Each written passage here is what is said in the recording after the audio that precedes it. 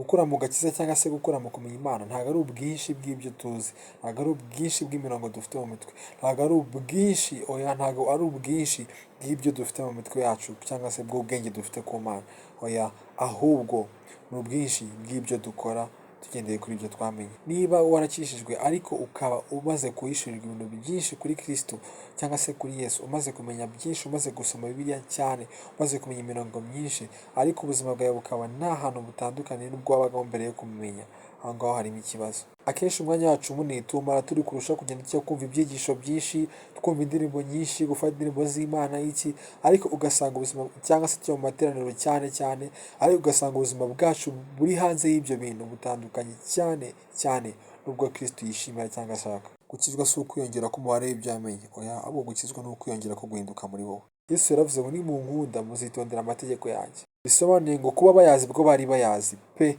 bose bari bayazi, ariko yaravuze ngo unkunda koko azayitondera.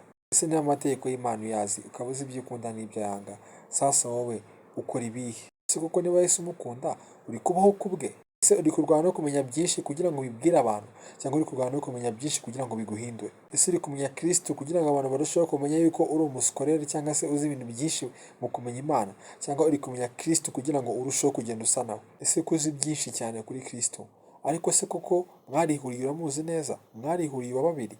Yesu aragukunda ariko ashaka gusabana nawe, aragukeneye mwenyine uwa babiri, aragushaka. Shalom shalom.